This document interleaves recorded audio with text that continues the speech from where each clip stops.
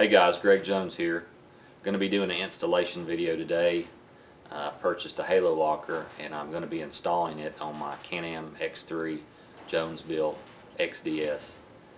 The halo locker will turn the front Visco lock differential into a full locking differential.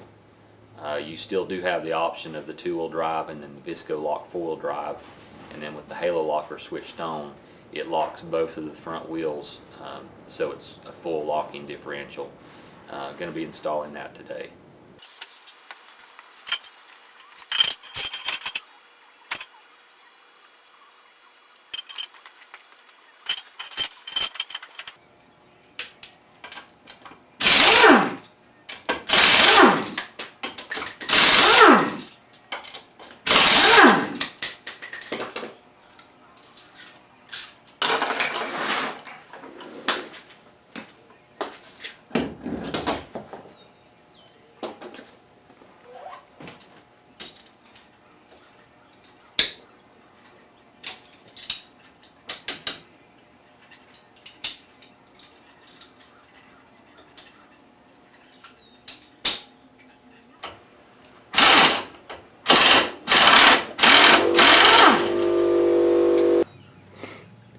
Okay, so I raised and supported the X3, got it up on jack stands, took the wheel off.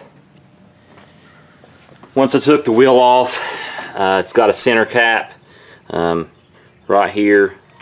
Took the center cap off, and it's got this thick washer and nut along with the Carter pin. Took all that off, unscrewed the nut. Took the brake line. It has a screw that goes into the top of the upper A arm, and then it has two rivets that right here and up here that you have to drill out. Also got a sway bar link that you have to unscrew and move it away. The ball joint, just took the clamp and basically pushed it down. On the XDS model, on the upper A arm, you have this half-inch, or this tubing that runs across here. You have to actually cut it off and move it 4 inches because the halo locker fits on the side of the front differential, and I guess that tubing right there gets in the way. But that's what I'll be doing next. I'll be taking the rest of the upper A arm off and then cutting that bar off and moving it down.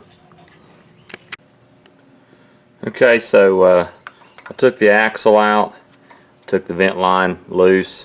If you look back here, the drive shaft, I took the bolt out of it and it slid right off. I've taken the 4 bolts that hold the differential off. It's loose. The only thing holding this in here right now is the axle on the other side. I'm getting ready to pull it out and take the diff out from the driver's side. Okay, so I got the diff out.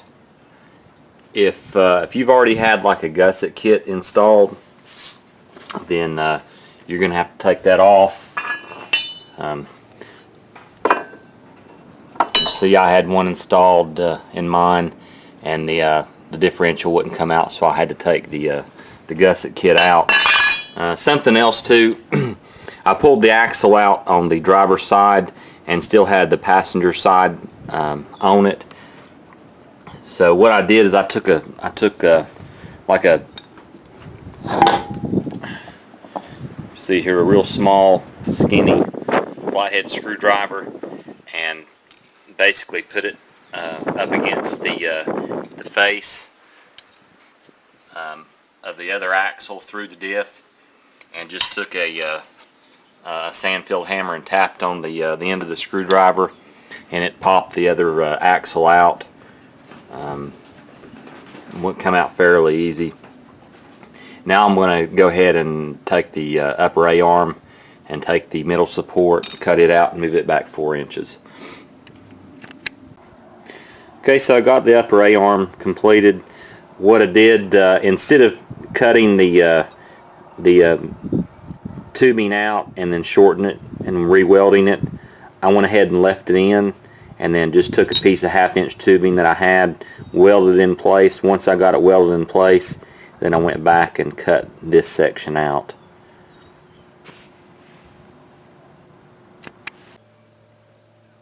Okay guys, I've got the halo locker installed on the factory Visco-Lock diff. I've got it back in.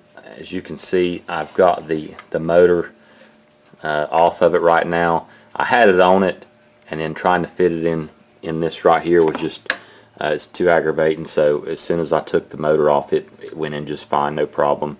I've got the passenger side axle. Just basically just popped it in, pushing on this side of the diff. The drive shaft, you can see back there, I've got it put back on. I've got to put the bolt through it. I haven't put the bolts yet in the front diff to lock it down yet.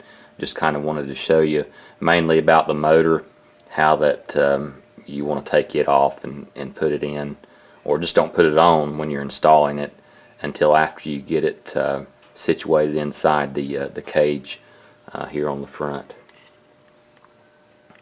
Okay, so I got the halo locker installed, got the motor mounted, I've got the wiring harness hooked up. It's running through the firewall into the cab pit area. I'm getting ready to find a hot and a ground and tap into those and hook the switch up. Okay, so I got the halo locker installed. Going to do a quick demo, make sure it works, and to show you how it operates. Right now it's in two-wheel drive. Go ahead and give it some gas under. Okay. Switch on the Visco-Lock. Give it some gas. As you can see, I can still stop one of the wheels from spinning. Now it's going to put it in halo locker mode. Now go ahead.